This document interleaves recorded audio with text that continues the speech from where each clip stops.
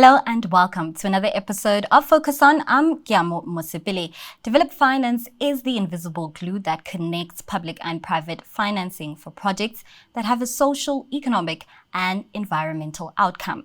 These include improved infrastructure, better waste management and sanitation, financial inclusion, clean energy, and sustainable agriculture. Joining me for more about the efforts to advance Africa and its sustainable development goals is Audrey Rojkov, Regional Director for Southern Africa and Country Director for South Africa at AFD. Audrey, thank you so much for joining us and coming to studio. As I mentioned, you hold a pivotal role within development finance, particularly within your presence in Africa and South Africa.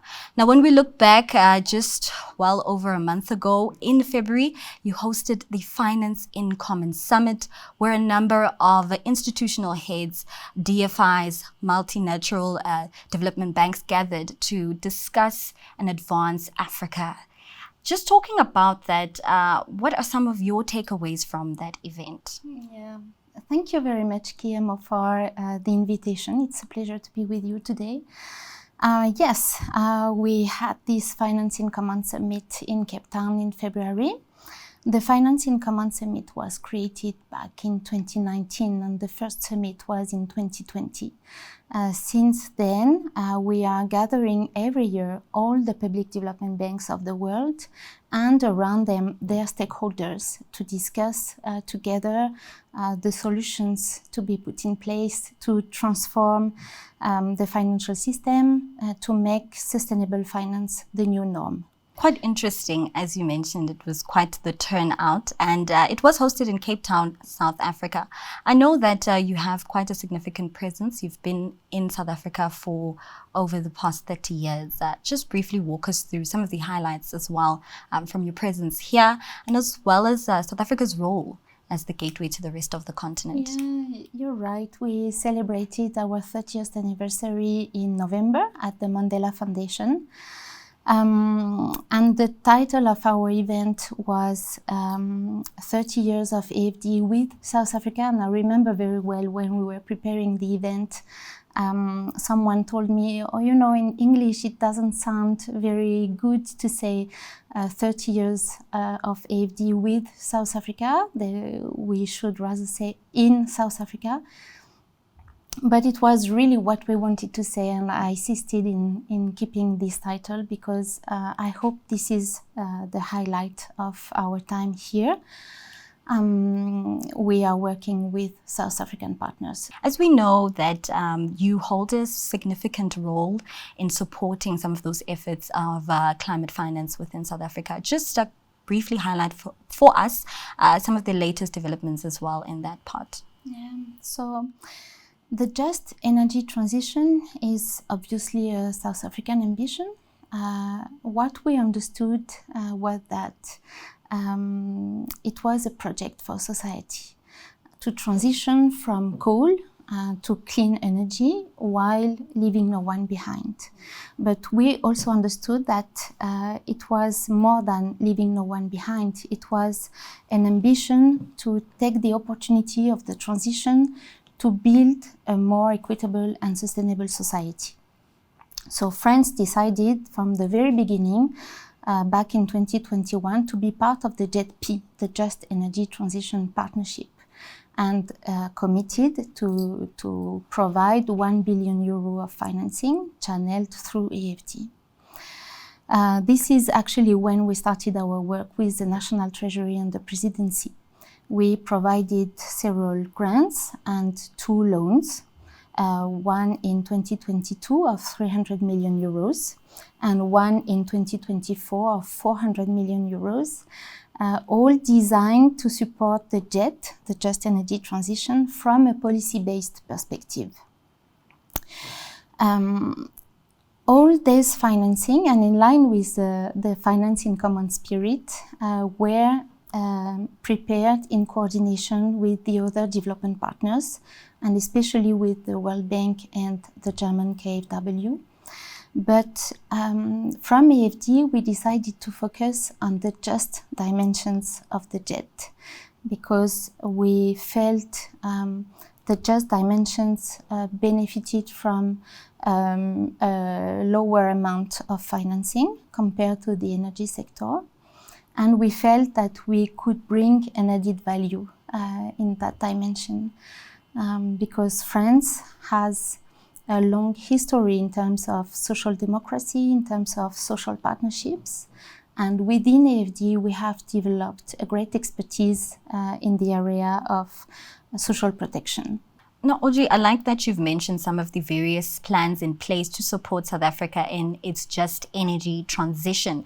But looking at South Africa in relation to the rest of the world, we cannot operate alone. And we know from President Donald Trump some of the executive orders that have been in place to withdraw US aid, specifically climate financing as well. And now some of the Trump tariffs. When we look at some of that financial work to close that gap, what is the work, or what is some of the rebuttals or plans in place to combat some of these challenges that you're facing? Yeah, so actually I'm not sure it's only about a financial gap. The decision to stop the activity of USAID might not only be driven by budgetary constraints. It appears to reflect a more deeper ideological and geopolitical shift that might put into question our shared commitment to the global sustainable development goals and to the principle underpinning international cooperation. So, there are 33 members of the OECD DAC, the Development Assistance Committee, and together they provide 220 billion US dollar. At least this was the data of last year. USA provided 60 billion out of those 220 billion. So, of course, they were the largest contributor. But if you take together the European partners, the 27 members of the European Union, plus the United Kingdom, Norway and Switzerland, together we provided 150 billion US dollar. And historically, the US focused their activities on health, security, and humanitarian assistance, while from the European partners, we focused our activities on economic and social development and climate.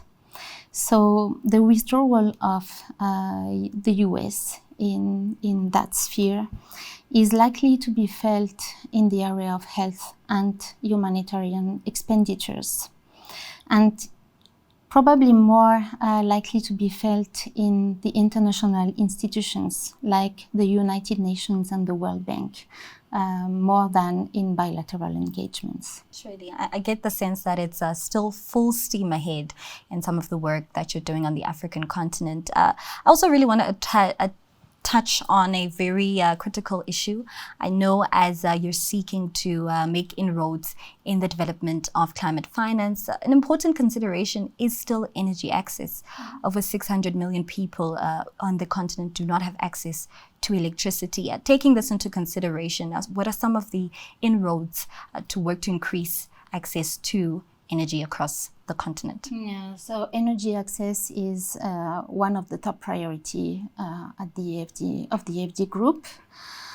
Energy access is that link between the energy transition and the economic development. It's key in reducing the inequalities and enabling the access to basic services.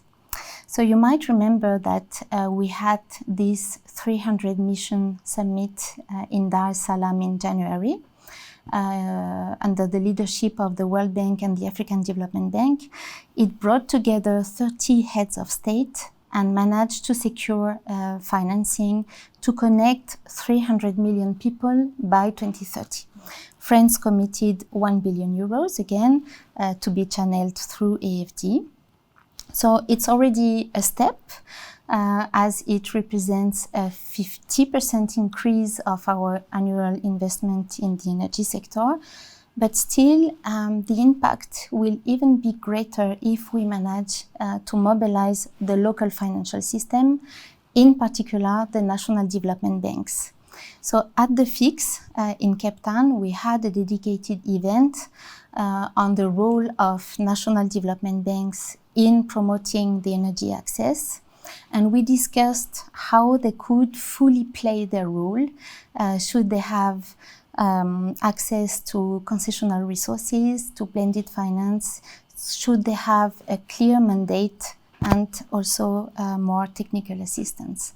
So all of this was discussed during the FIX, and I think I'm sure we are going to put in place a concrete solution very soon. Audrey, I know that there are other plans on the horizon. Some of the plans also speak to revitalizing South Africa's major cities, but also just looking forward. I know the FIX summit that we had this year was the 5th edition, but on the horizon, all the future plans, what do you have in place in terms of your presence in Africa? Yeah, so AFT's activity aligns with France's foreign policy, which already places great significance on the African continent. Over the past years, the AFD group, AFD, Proparco and Expertise France, together we provided more than 5 billion euros per year of financing for in Africa. Sure, I like that. Africa remains a priority. Audrey, thank you so much. We could continue on some of the plans you have on the continent, but that unfortunately is where we have to wrap it up. And that's how we end off this episode of Focus On. Thank you to my guest, Audrey Rochkoff, the Regional Director for Southern Africa and Country Director for South Africa at AFD, for joining me in studio, touching on some of the ways they are working to advance sustainable development goals on the African continent. From me, Gyamo Mosibili, and the rest of the CNBC Africa team, it's goodbye for now.